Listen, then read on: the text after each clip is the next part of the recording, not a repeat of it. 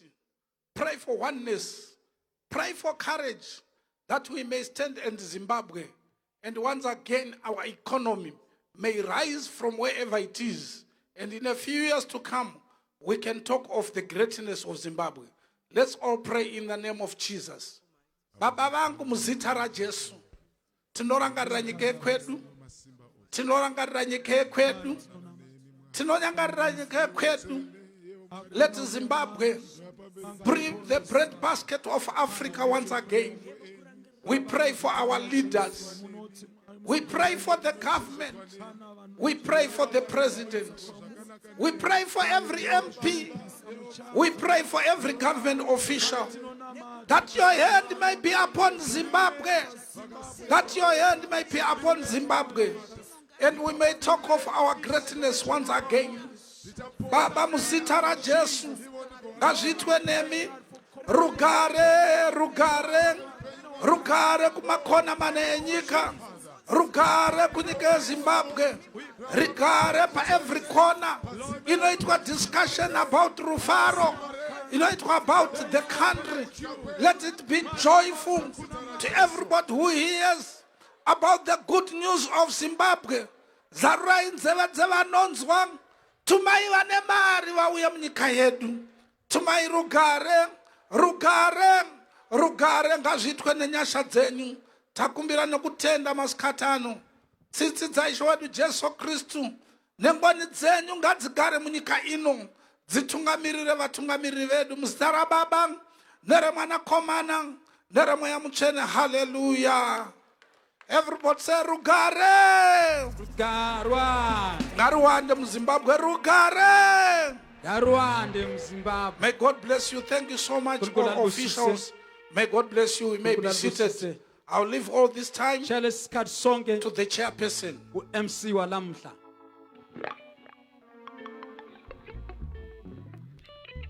Tiri mumweya mumwe chete wokurumbidza Mwari wamasimba ose. Sisemoya nokudumisa inkosi yamandla Baba vachidzokera. Bamba izandla zethu, Tichisvika patinosumuka. Sifike lapho esiphakama khona. Tichienda pamberi paMwari. Sisiya phambi kwenkosi.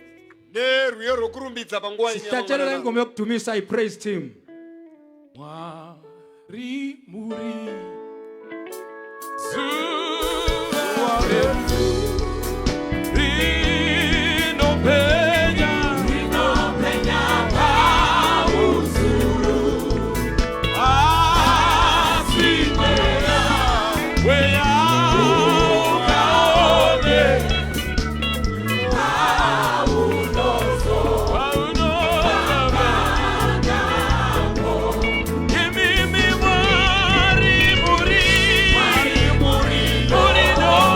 Yeah.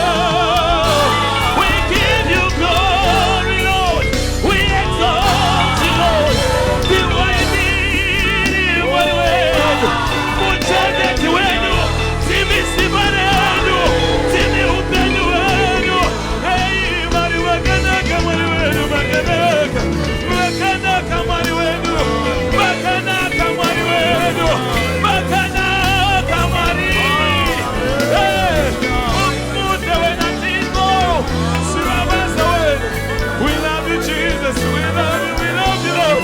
Unoshamisa mwali wetu, unoshamisa, unoshamisa, unoshamisa mwali. Makanaka, makanaka, makanaka, makanaka mwali.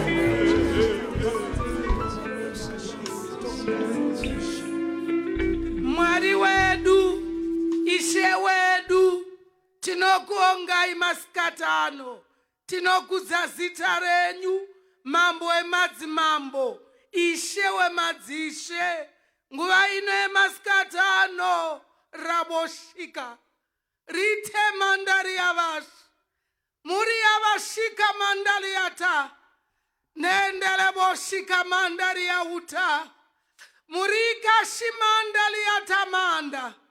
Mandela ke shimanda. Murita la boshika manda. Kanari masikatano baba. Kuda kwenyu. Kuda kwenyu. Isukwete. Isukwete. Asizita renyuri simudzirwe. Zita renyuri piwe mbiri. Maita muchene. Maita ishewe madzishe. Amen.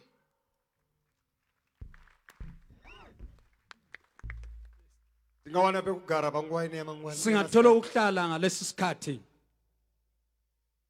Panguwa ine yamasikati ano. Ngale imini Mufaro wangu kuti ndikudaidzirei intokozo yami uthi Muranda wa Mwari. inceku kaNkuluNkulu akazodzwa na Mwari, ogcotshwa nguNkulunkulu akazivikanwa na Mwari kuti ndiye ozwa achakari nguNkulunkulu kutaura ukuthi zuwa uzabe lino ukhulumela nekwadzino. namuhla Other than our deputy president akula omunye ngaphandle Baba komsekeli kamongameli Chiyangwa. ubaba uchiyangwa Ngachika batouchira maoko seleshaya izandla Muranda wa Mwari achitora mkana wake. uNkulunkulu usiza ngapha chaya izandla rwako chaya izandla Hallelujah.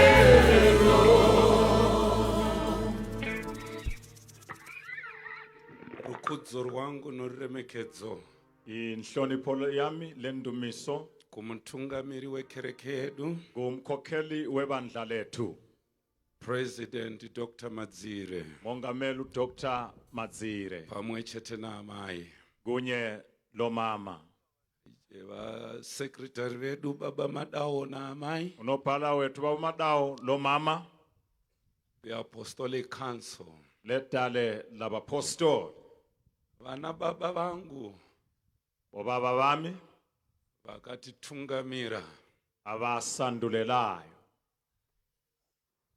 Dr. Manyika neboka rose uDr Manyika labanye bonke rukhudzo rwangu noruremekedzo kwamuri indumiso lenhlonipho yami kini vafundisi vyangu vose vari pano abafundisi ndawonye lami abalapha ruremekedzo rwangu kwamuri inhlonipho yami kini ndanga ndichitaura napresident bengikhuluma lo mongameli ndakati nhasi handisi kunzwa kushumira ngisithi lamhla angizwa kusithi ngishumayele madi maisa mumwe kungani ungafakanga omunye president vakati nhasi ndiwe hapana mumwe baba wathi namhlanje nguwe akulomunye handina kuramba baba ndamira angiyalanga baba sengimi ndakuverenga vaHebheru 12 verse 14 sengifunda kumaHebheru 12 verse 14 theme scripture yedu umbhalo wendikimba yethu vachiwaridzo baba uchiwaridzo Andizive kuti muchandipani kana kuti iye mimoto uya. Angazi uzonikeza bani mhlawumbe uze wena. Pane rwiyo rwamunoimba muchiti ndinosimuda Ishe kundibetsera. Kule ngoma ekanjayo uvama ukuyihlabela. Asi ndiri kungoda vhesi imwe chete. Kodwa mfuna umzila munye. Inoti iyo ndinosimuda Ishe kundibetsera. Ukuthi ngiyangithanda inkosi ukungisiza. Pandinofara. Lapho ngithokoza. Nepandinotamburawo. Lapho ngihlupheka. Musandisiye. Ungangichiyi. Ndotsvaga imimoga. Funa wena wedwa. Pandotambura. Lapho sengihlupheka. Musandisiye. Ungangichiyi. Ndotsvaga imimoga. Funa wena wedwa. One verse iyoyo chete baba Yonale Chiwaritso. ivesi babu Chiwaritso. Inondiitira zvakanaka ndiimbire. Ingenzela kuhle.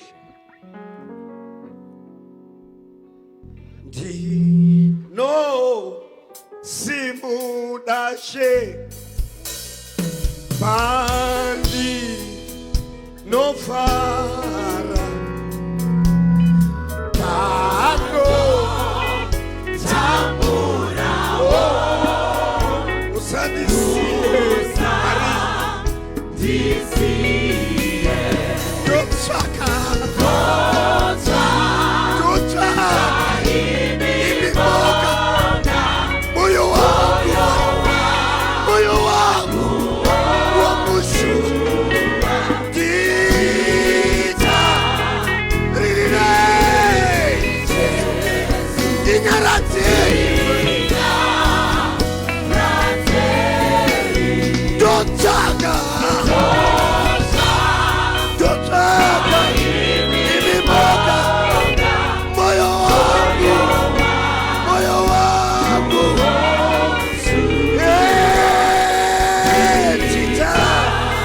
Titariye Yesu Dinyaratse Baba Dinyaratse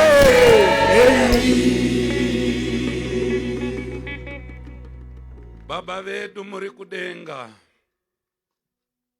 Muoni wezvisingaonekwe. Muzivi wezvisingazikanwe. Mugoni wezvisingagoneke. Tiri pano kutsvaka imimoga. Ndimi nhovo yedu kumativi ose. Muri nhare yedu yakakwirira. Vakarurama vanotizira kwamuri vagoponeswa. Vanorwara vanopora. Vakasungwa vanosunungurwa. Vakatsikirirwa vanoregedzwa.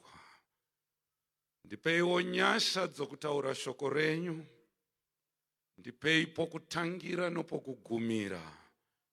Muzita raJesu Kristu wedu. Hallelujah. Amen. Hebrews 12:14, our theme scripture.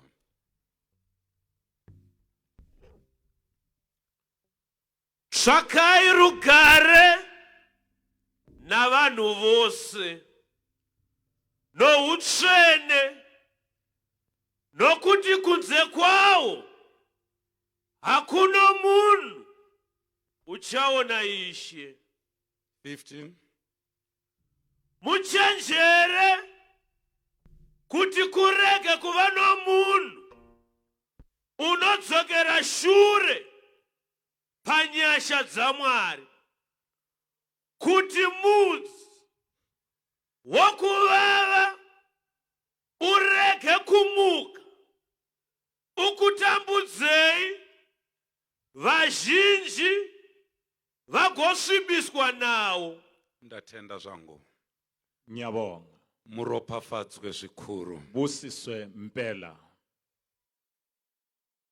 Baba vakatipa musoro wenyaya uyu. Tsvakai rugare nevanhu vose. Ubaba usinikeza isihloko sendaba, funani ukuthula nabantu bonke. Nokururama. Lokulunga. Pasina izvozvo hapana anonoona Mwari. Kungekho akekho ongabona uNkulunkulu. Rugwaro urwu Lumbhalo Mwari ngandibatsire ndiri kutsvaga pokutangira uNkulunkulu angisize ndinga lapho enganyathela khona kuti tinzwisise zviri kurehwa nerugwaro. ukuthi sizwisise okuchiwo ngumbhalo Dudzira according to the context. chasisa ngendlela echiwoyo Samba iyi yakanyorwa nani? lincwadi yalotshwa ngubani Yakanyorwa kunani? yalotshelwa bani Kwakanga kwaitikei? kwini obekusenzakala Aiadresa chii? kwini akade khuluma ngakho Bhuku ravaHebheru.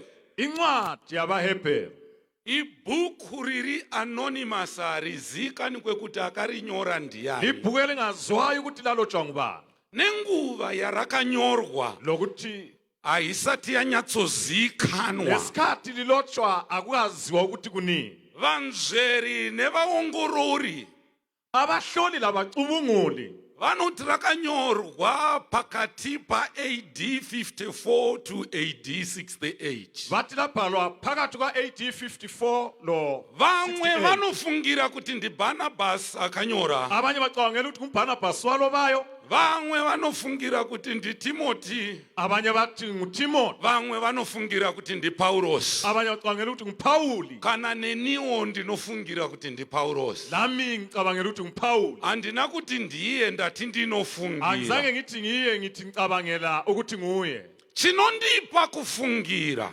okukunikeza ukuthi ngicabange kanjalo nokuti murume uyu Paurosi uyu ngoba lindoda uPawuli paakanyora bhuku iri eloba leli bhuku chiri kundipa kuti ndifunge kuti ndiye, okungenza ngicabangela ukuthi nguye nokuti mukati mebhuku iri ngoba phakathi kwaleli bhuku makaiswa zvimwe zvaingonyorwa naPaurosi chete asiri mumwe munyori. kulezinye izinto ezifana lezazilotshwa nguPawuli kwezinye incwadi Akatora nyaya yokuti wakarurama anorarama nokutenda wathatha udaba lokuthi olungileyo uphila iri ngokukholwa kuna Habhakuku 2:4, ekuHabhakuku 2:4 akazoinyora pana vaRoma 1:17, wayiloba kwabaseRoma 1:17 akaidzokorora pana vaGaratiya 3:11, wayiphinda kubaGalatiya 3:11 akazopinda nayo mubhuku ravaHebheru. wangena lo daba lolu encwadini yamaHebheru Pavanyori vese hapana akanyatsokuitsanangura saPaurosi.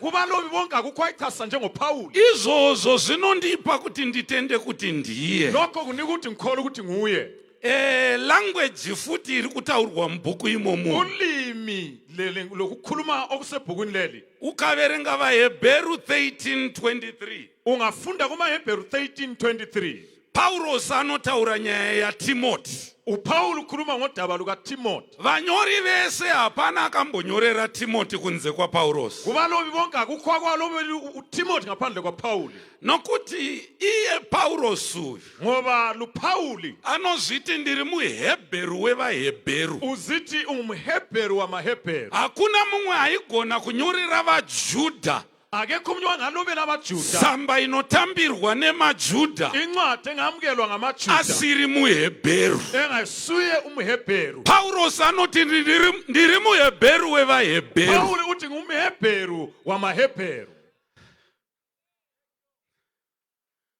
Chinondipa kuzvitenda okunginikeza ukukholwa nokuti iye Paurosi uyu ngoba luPawuli lo Peter achinyorawo tsamba kubhuku ra2 Peter 3:5. uPetro eloba kuncwadi eqanjwe yakhe Peter anonyorera vaHebheru nokuti Peter ndiye akanga ari mufundisi wemaJudha. ulobela amaHebheru ngoPetro ayengumfundisi wamaJuda Anonyorera maJudha achiti Paurosi Ulobela akambokunyorerai tsamba. uthi Pawuli wakwalobela incwadi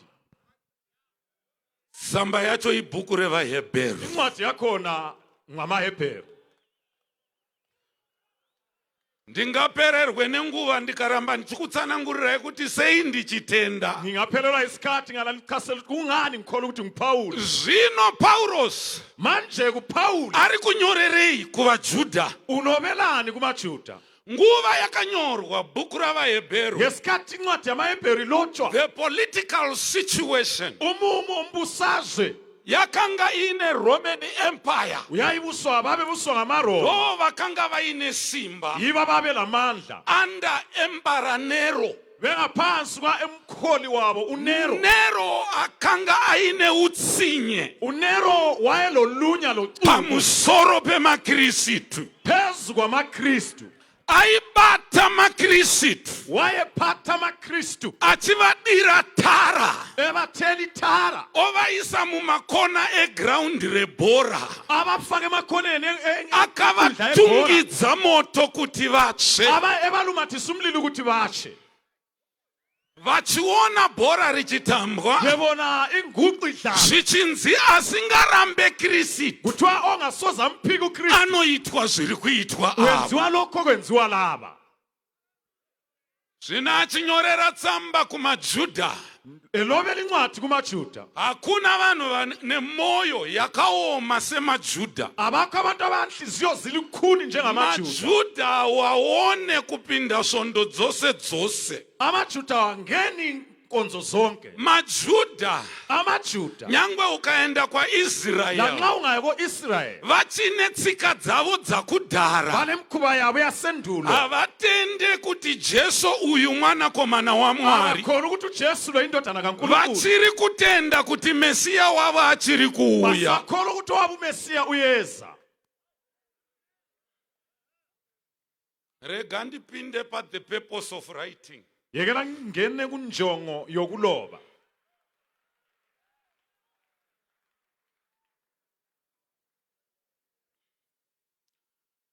Chakanyorera tsamba iyi kuvaJudha. akulobela lincwadi kumaJuda Matambudziko auya kumakristu. izinsizi lenhlupho kuze kumaKristu. maJudha amaJuda anoda zvinoremekedzwa zvikuru zvataurwa nababa Nhira. bathanda okuhlonitshwa kakhulu okukhulunywa mbabunira. Zvino Paulos anovanyorera achiti Pawulu balobela esithi Jesu Kristu uJesu Kristu mukuru kungirozi. umkhulu kuzingilosi. Kana muchivimba nengirozi Jesu mukuru kungirozi. themba ngezingilosi umkhulu kizo. maJudha anoda Mozisi kudarika vanhu vose. amaJuda athanda uMose kwedlula abantu bonke. Ukaverenga bhuku ravaHebheru ungafunda incwadi yamaHebheru anoti iye Jesu mukuru kuna uthi Mozisi. uJesu mkhulu kulo Mose, Jesu mukuru kuvaprista vose. mkhulu kubapristi bonke. Uye chibayiro chake chinopfuura zvibayiro zvese. umhlatshelo wakhe wedlula yonke imhlatshelo. Ndine vanhu here panapa? Ngilabantu na lapha, Muneni here panapa? lilami na lapha. Ndiri kuda kusvika pakutsanangura kuti tsvakai rugare nevanhu vose. ngifuna ukuthi ngifike kuthini, funani ukuthula labantu bonke.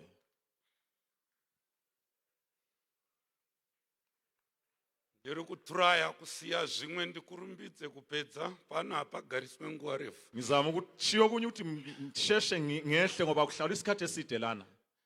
Hama yangu, sihlobo sami, nyaya yandiri kuda kutaura panapa. udaba engifuna ukukhuluma lapha. Now,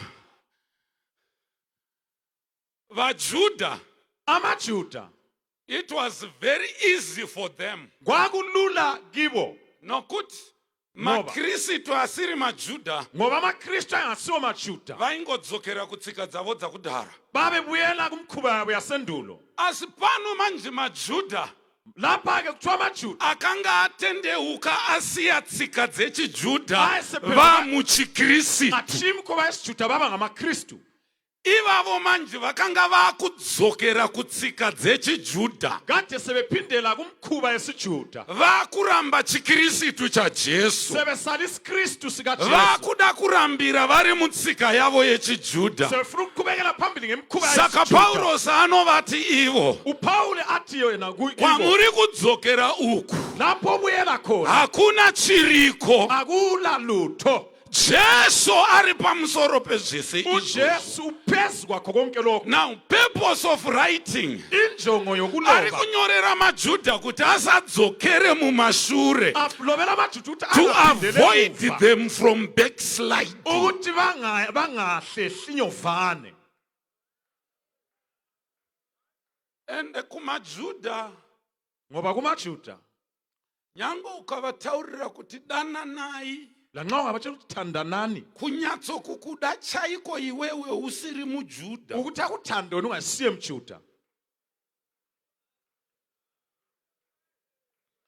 Ngati kunyatsokukuda chaizvo iwe usiri muJuda. ukuthi akuthande ngokuphelele ungasimjuda. Nokuti tsamba iyi yakanyorerwa maJuda. Ngoba incwadi yalotshelwa amajuda Akunzi manje sebethiwa manje zvakai rugare nevanhu vese. funani ukuthula labantu bonke. Pasina izvozvo Ngaphandle kwalokho hapana anonoona Mwari. akekho oza kuyabona uNkulunkulu. Chenjerai kuti pakati penyu Limukani ukuthi phakathi kwenu parege kuva nemumwe ukuthi kungabi khona umuntu anomutsirwa mudzi wokuvava uselwa impande emunyu kudzokera kuchijudaism. ukubuyela kusijuda.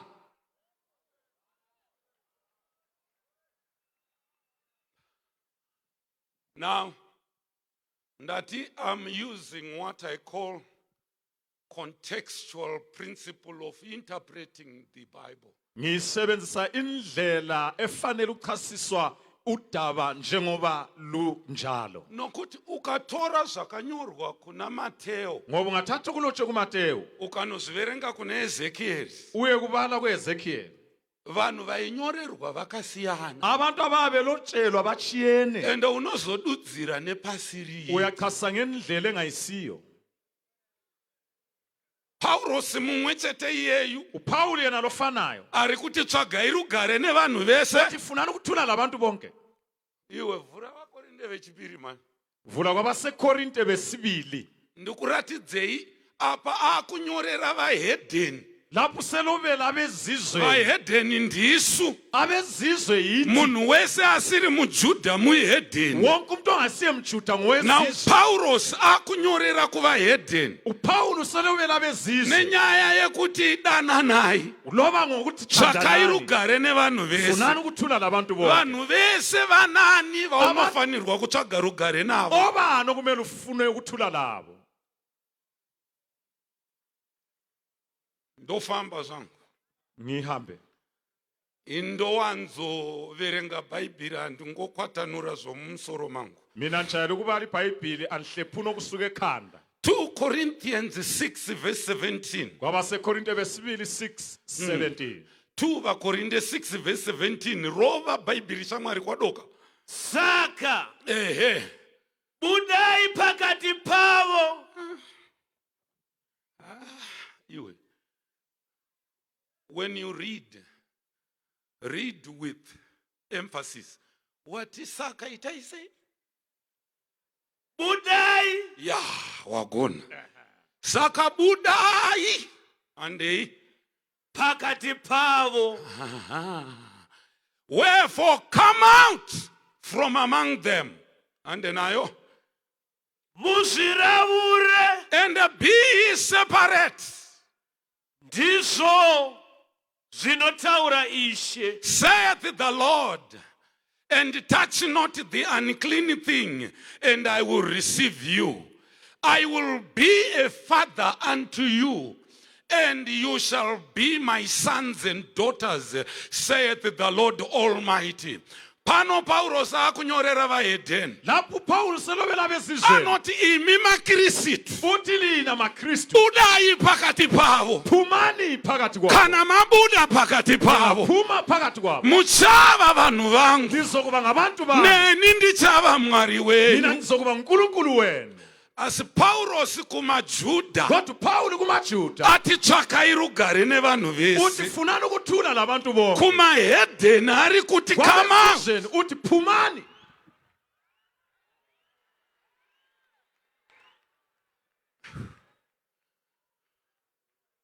Ndingafambidzane sei nembavha nditsvage rugare naye sei? Ngingahambisana lesela sibe lokuthula sonke njani? Ndingafambidzane sei nemhombwe ndotsvaga rugare nayo sei? Ngihambisane lesifebe kanjani?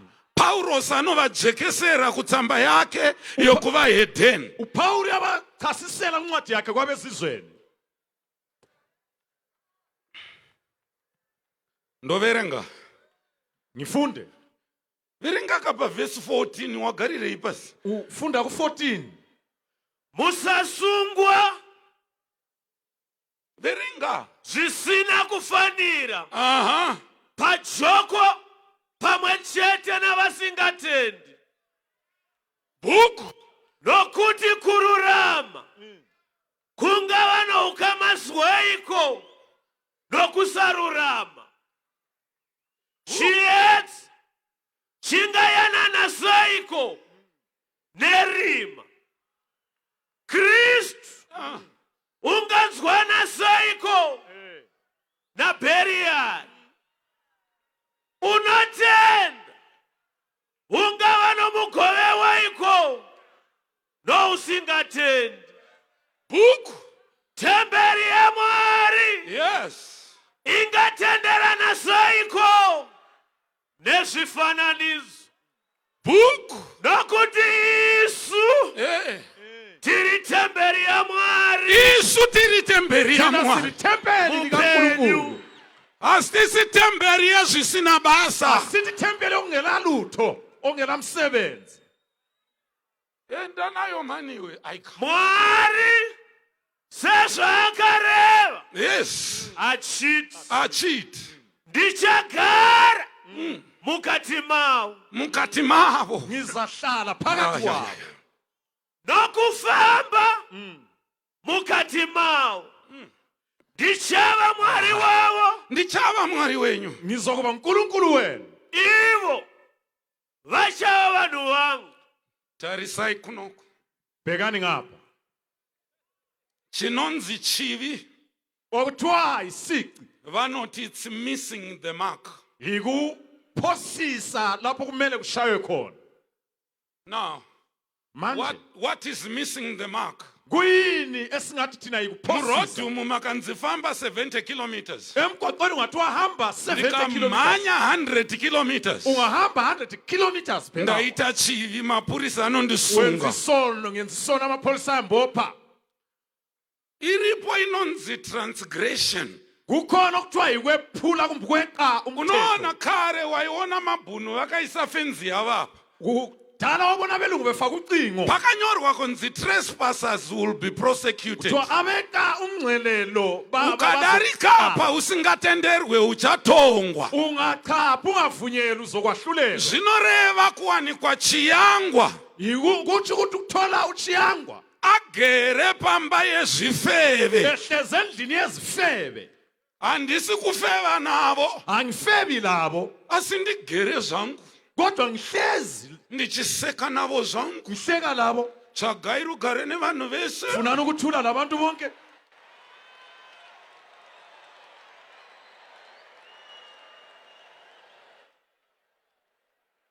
Vanhu vese vataurwa pamusangano pano. Abantu bonke abakhulunywe kulomhlangano Havasi vasakarurama. ayisibo abangalunganga.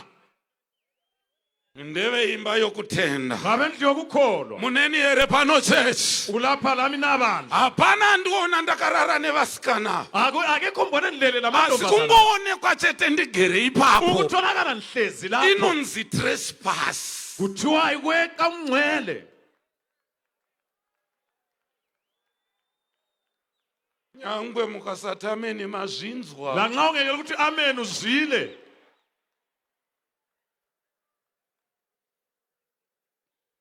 Ndofamba mbichana. Chove kancane.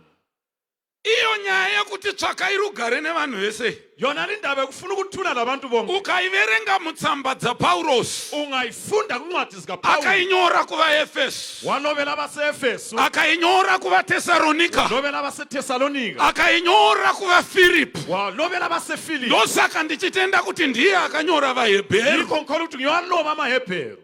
2 vaTesaronika 3 verse 6. 2 Thessalonica 3 verse 6. Murume anogona kurumbidza kuwana bhaibheri yeyu. Ndoda yashesha ukuthola umbhalo. Ndaunomemoraiza. Zvinokubetsera pakurumbidza kuwana. Apa mhepo iri kumubatsira kuvhura nepasi iri kuda kuvhura. Alright, vhura.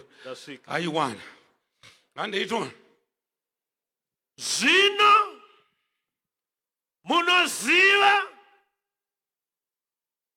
chinodzivisa kuti aratidzwe. Uri kuverenga verse 6 2 Thessalonians 3:6. Mandaenda chapter 2, sorry. Shamwari, Sorry. wanga wandirasa. Zvino hama dzangu tinokurairai Now we command you, brethren, nezita raShe wedu Jesu Kristu in the name of our Lord Jesus Christ, kuti mubve pahama that you withdraw yourselves imwe neimwe from every brother isingafambi that walketh disorderly, netsika dzakafanira and, isingateereri and not after the tradition which he received of us. mirayiro yamakapiwa nesu.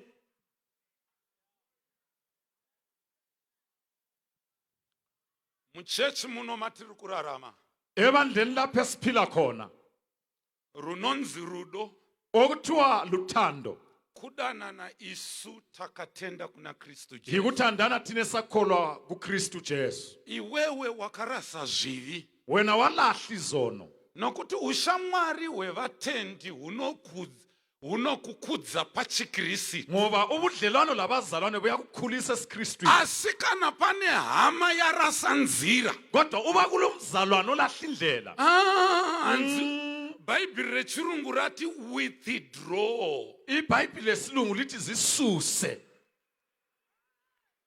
Rechirungu rati chi? Lesilungu lithini? Ini na madzire na Madawo, we work in the same office. Mina loba umadzilo loba uMadawo sisebenze ofisini inye. Madawo akandiona kuti pane zvandiri kukanganisa. uMadawo angabona ukuthi kukhona emphambanisa khona. Hamire pamusangano wakadai achiti sezviri kuita uyu ndinotendeuka sei. Akami lapho esinjengokwenza umdala ngiyaphenduka njani? Anouye eti mudhara izvi zvazviitike. Uyabuya athi mdala lokho akwenzi Izvi zvazviitike. lokho akwenzi mdala. Zvino ndikaona kuti akundisakadza Ngabona ukuthi- ndinowirirana naye sei. Uye usembulala siyawelelana njani? Bhaibheri rangu reti withdraw. Elami lithi zisuse. Akomana vanhu vanditarisa. Abantu sebembhekile. Ndinopona nhasini. Ngiyasinda na. Nyangwe Mwari chaiye. Lo nkulunkulu qobo. Pandakuenda parega indipasiye.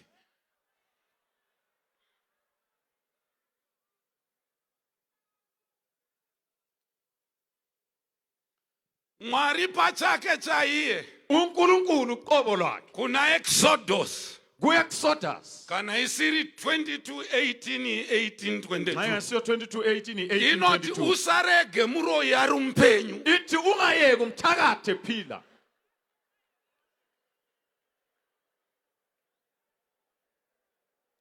Nokuti ukamurega uri mpenyu paunofara paya anovinga kamwana kako bho.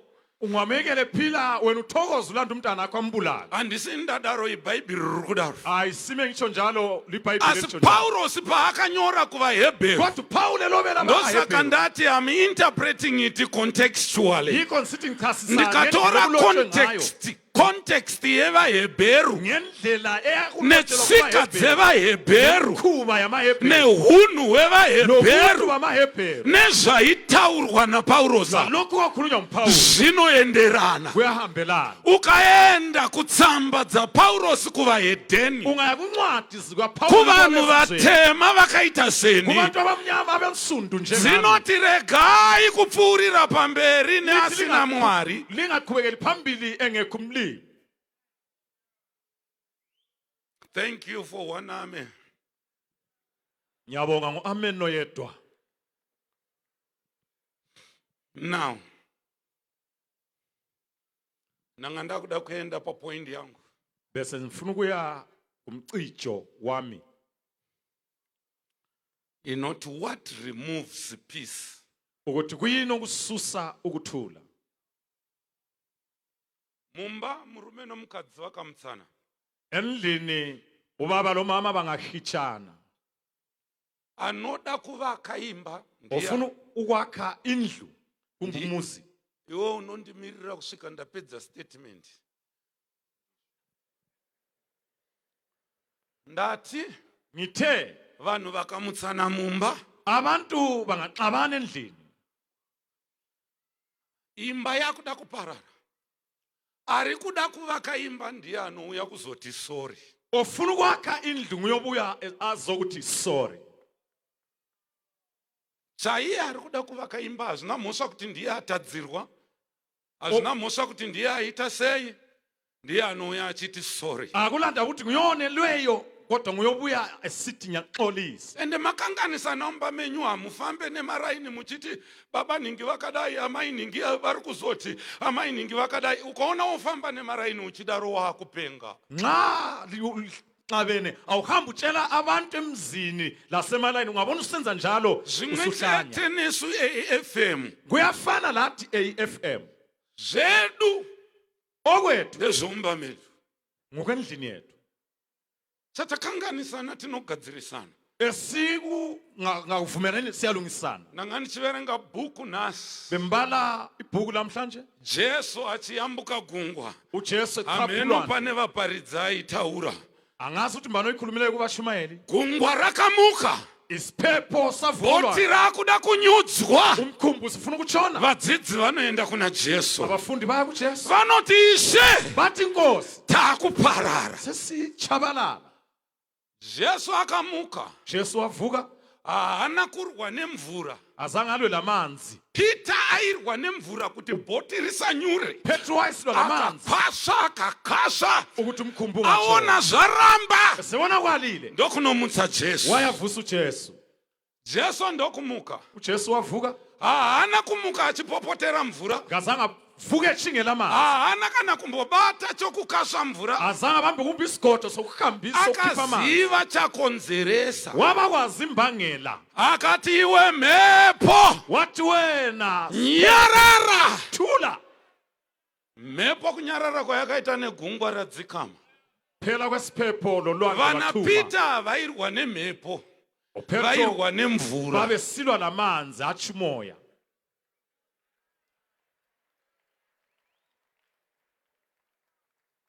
Jesu akanangana nechiri kukonzera mvura kumuka.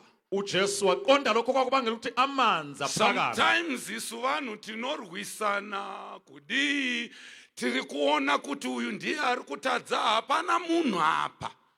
Lapha Irwai nemhepo. lwanini lesiphepho.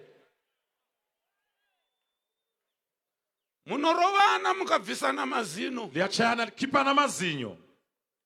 Nokuti ini pandenge ndichiti ganyawa akadai ndakadai. Nxa Tiri nsithi uGanyawa kuzviti, unje, Ganyawa mina is not good in I'm better. Ngiyabe nsithi yena Ganyawa akadai in I'm better. uGanyawa unje Uri mina better chii hapana ari better than the other. ungcone ukuthi nini akulo ngcono kwedlula omunye. Tiri vana vaMwari tesi. Singabantwana bakaNkulunkulu sonke. Ngatidananei. Masithandane. Ndati ngatidananei. Ngithe masithandane. President Madziri. Mongameli Madziri. Ndapedza zvamandituma. Sengiqedile onthume khona. Uyai mtore nguva yenyu. Woze thatha isikhathi sakho.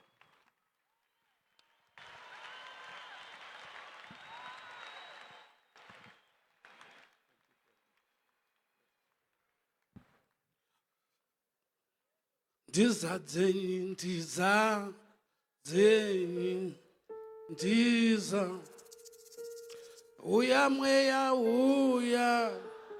mweya zvino pindaiwo imba nemoyo wangu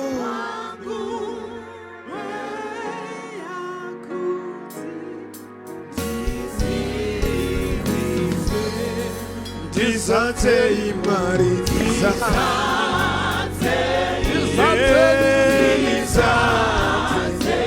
uya mweya zvino pindaiwo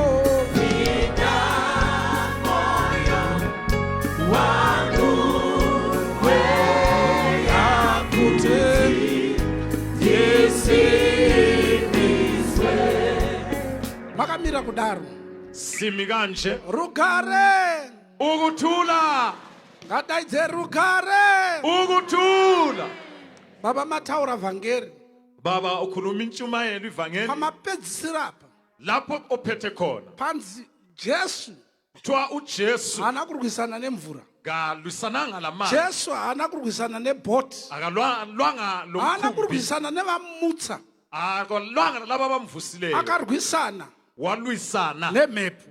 lesiphepho. Saka ratakati tsvakai rugare nevanhu vese, Yiko sithi funani ukuthula labantu tive bonke. ne-one purpose, Sibe nenjongonye, ngatirwei nemhepo. kasilweni lomoya. Shoko ramwari pana Isaiah chapter 9 verse 6 Isaiah chapter 9 verse 6. inoti, unto us a child is given, Lithi kithina umntwana unikiwe, unto us a child is born, kithina umntwana and the uzelwe, government is upon his shoulders, umbuso uphezu kwamahlombe akhe, and he shall be called uzokuthiwa Wonderful, ngumangalisayo, Counselor, umcebisi, Mighty olamandla, God, uNkulunkulu olamandla, Everlasting Father, ubaba kunaphakade, the Prince of Peace. inceku kumbe indodana Ndoda kuti yokuthula. uyendo wakabata panoti the Prince of Peace, Ngifuna ukuthi uhambe uphethe ukuthi inkosana ishe yokuthula, werugare, inkosi yokuthula, kura kuti hama yangu okutsho ukuthi mzalwane, kana ina Jesu. ukuthi isihlobo sanxa silo Jesu. Colossians chapter 2 verse 7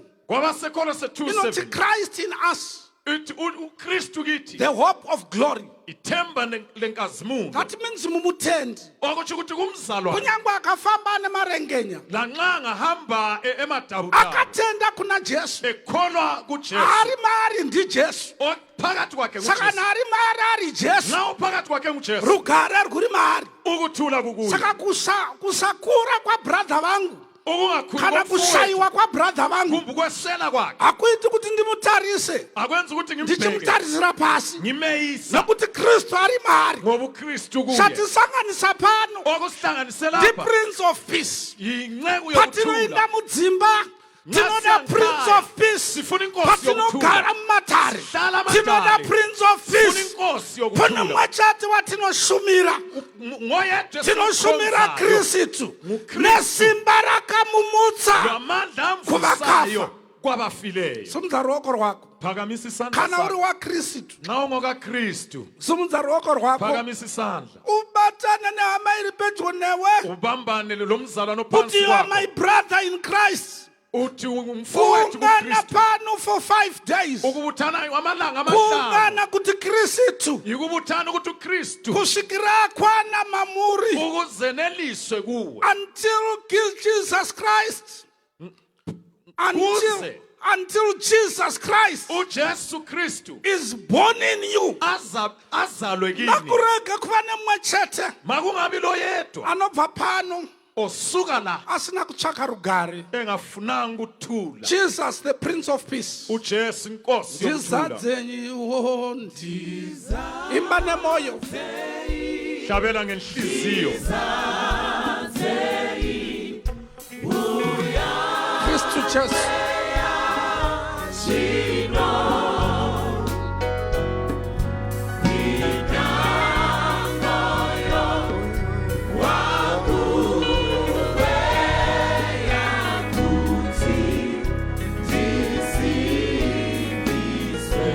Namata kuti Kristu azadzwe mauri, wakabata hama yako, wakabata hama yako, Uphethe isihlobo sakho. tenda kuti Kristu Khola ukuthi uKristu ndiye ishe werugare. inkosi yokuthula. Christ is the Prince of Peace. Kristu inkosi Christ yokuthula. is the Prince of Peace. Kristu inkosi yokuthula. We preach no other gospel Asitshumayele elinye ivangeli as but Jesus Christ kodwa uJesu Kristu and the power la amandla of his resurrection. amvusa kwabafileyo. Jesus. Reba tatama. Yeraba satarakat. Yeraba satarabout. Yeraba satarabout. Yeraba babaya. Teraba sotaraba sinaria hata. Garibatwe no chenestareni. Garibatwe no chenestareni. Garibatwe no chenestareni. Garibatwe no chenestareni. Garibatwe no chenestareni. Garibatwe no chenestareni. Garibatwe no chenestareni. Garibatwe no chenestareni. Garibatwe no chenestareni. Maskatano garibatwe no chene. We worship you, Lord.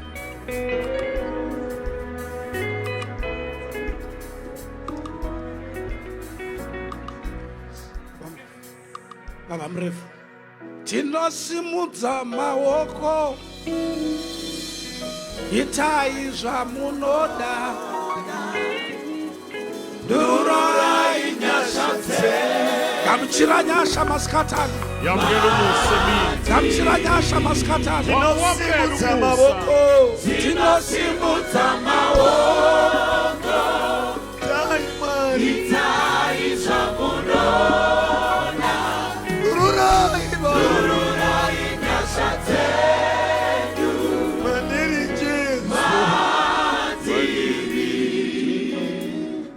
Baba wa masimba wose, Mwari muchinda werugare, imi matunganidza pano, kwete kuunganidzwa nevanhu, asi mine chinangwa nemumwe nemumwe wedu.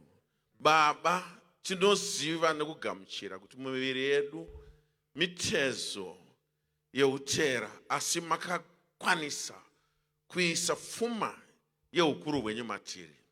Wamasimba wose kurege kuwana chimwe chete, kungava kupesana, kungava kutaudzana, chichatadzisa ukuru hwenyu kuonekwa pakati penzvimbo yedu napakati pedu. Ukama hwedu ngausakurirwe nemi, Mwari wamasimba wose. Ngarisimudzirwe zita renyu. Minana yatakaona, neyatakaverenga neyatakanzwa.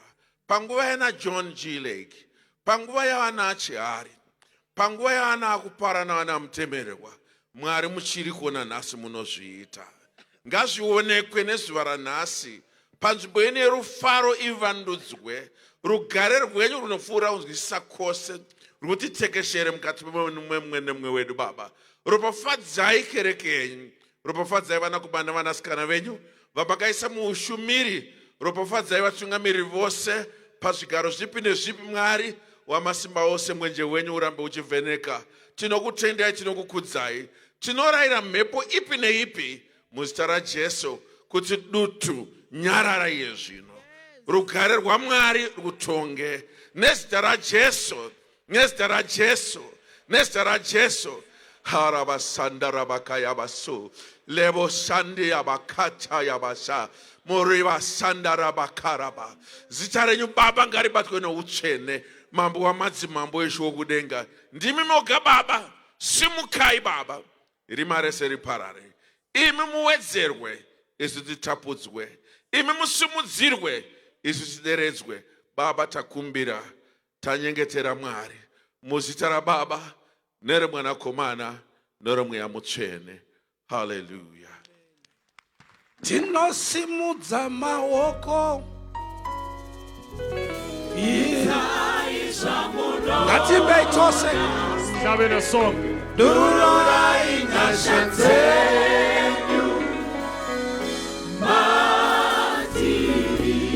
tinosimudza maoko Tinosimudza maoko. Itai zvamunoda. Dururai nyasha dzenyu. Rabasata rabauti.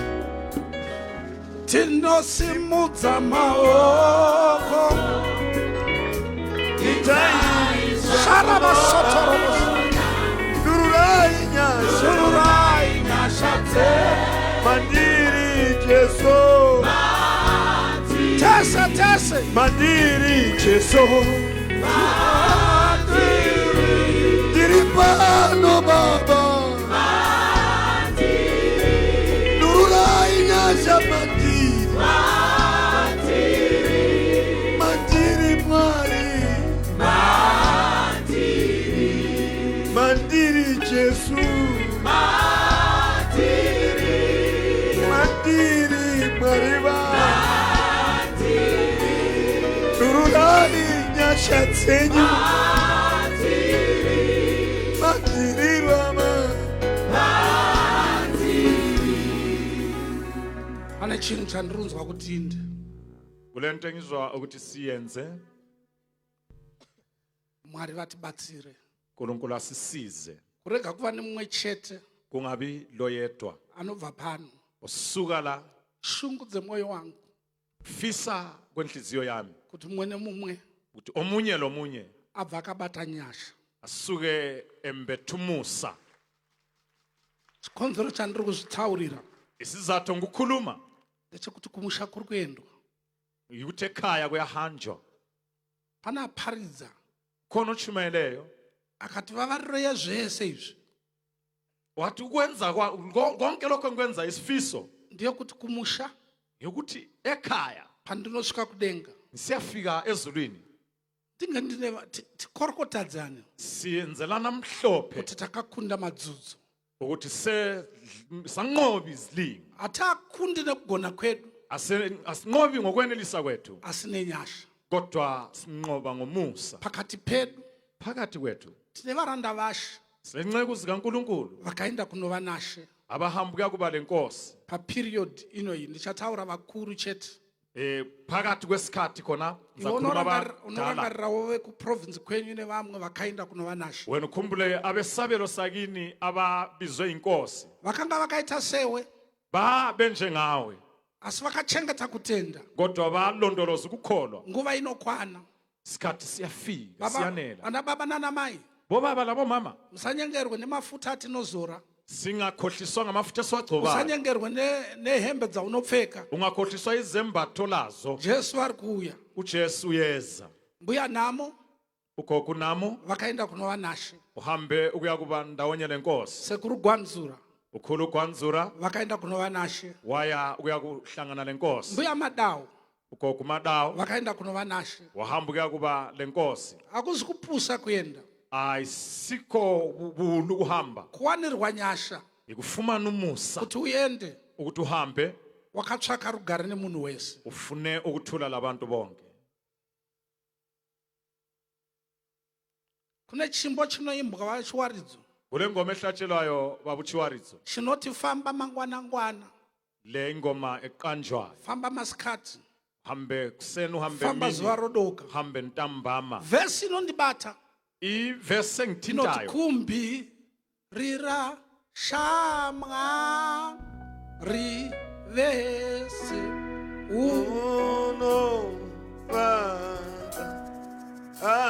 Aikumbi rira vaveki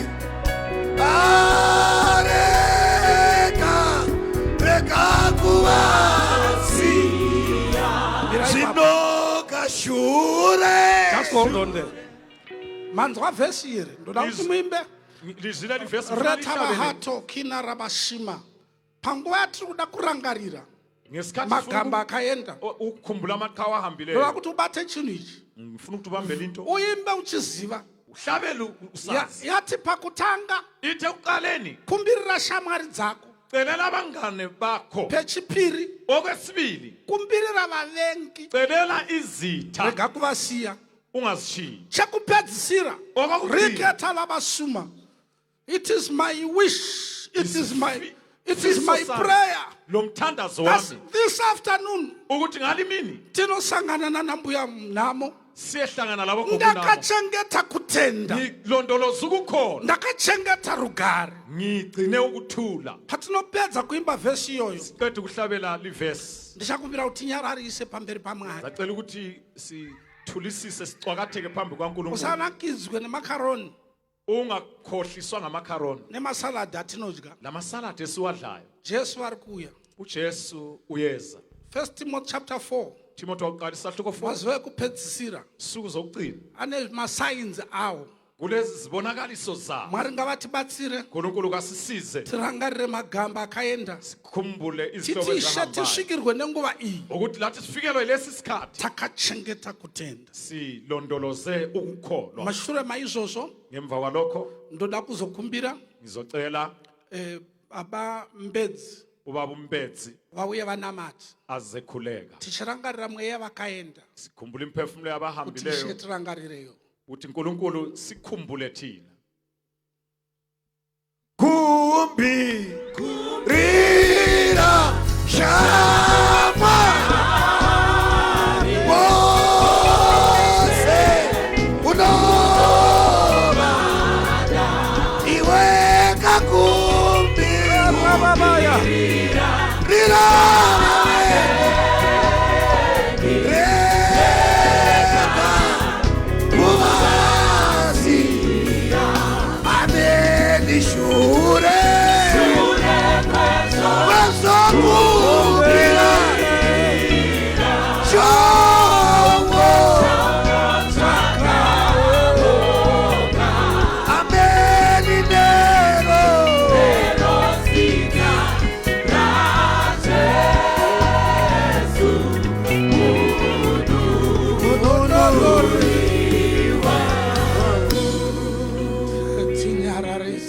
pamberi pa mungari sicwakatheke phambi kukamlilo tsvaka ishe tsvaka rugare funa ukuthula mudzi wokuvava impande yokubaba ngaurege kuwanikwa pakati pedu. ingafunyanwa phakathi kwenu Let us be quiet before the Lord. sicwakatheke phambi kwenkosi.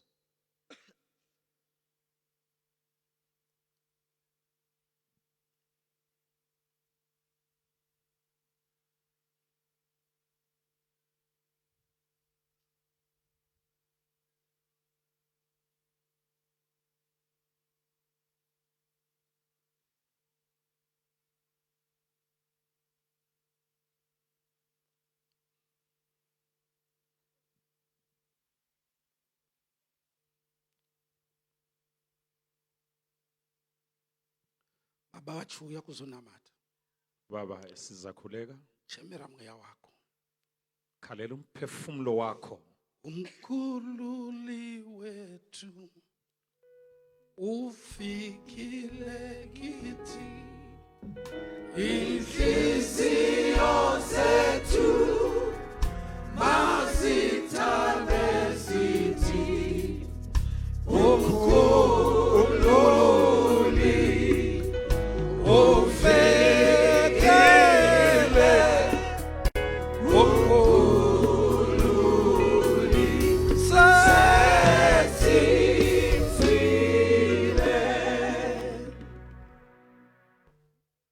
Baba, Baba, Baba, Baba, Baba, Baba, Baba.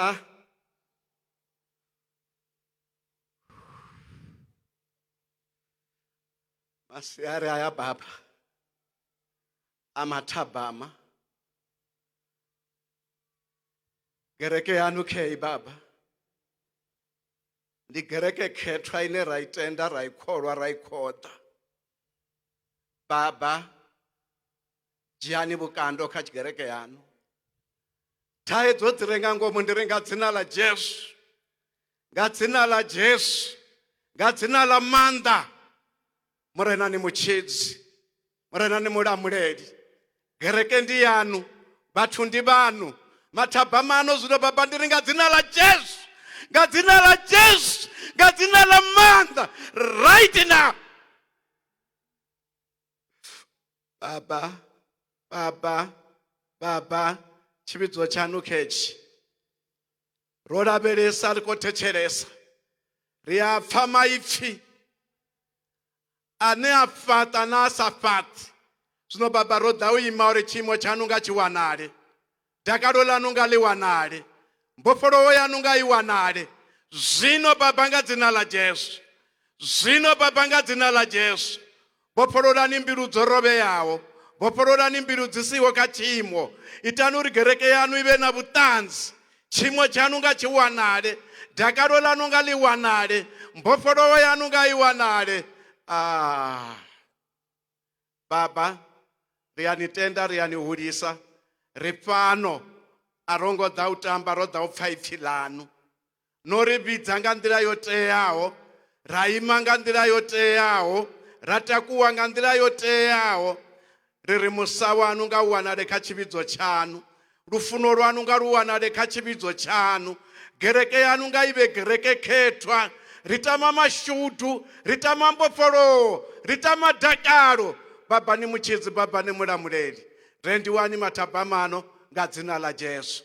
Thank you, Lord. umkhululi wetu tigara hedu pasi, ufikile inhliziyo zethu mazithambe. Haleluya,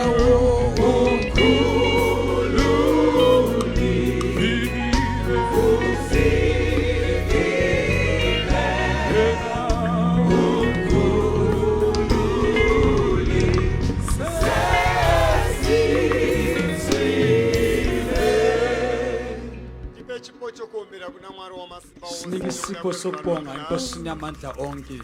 Ongwayini yamas yamadeuka zuva yakanaka ilanga sitalitambeni rikaindisiye mukana uno kuna general secretary wedu sheyithuba kunobhala jikelele wethu wayozotora mukana uno azothatha leli thuba ini pangu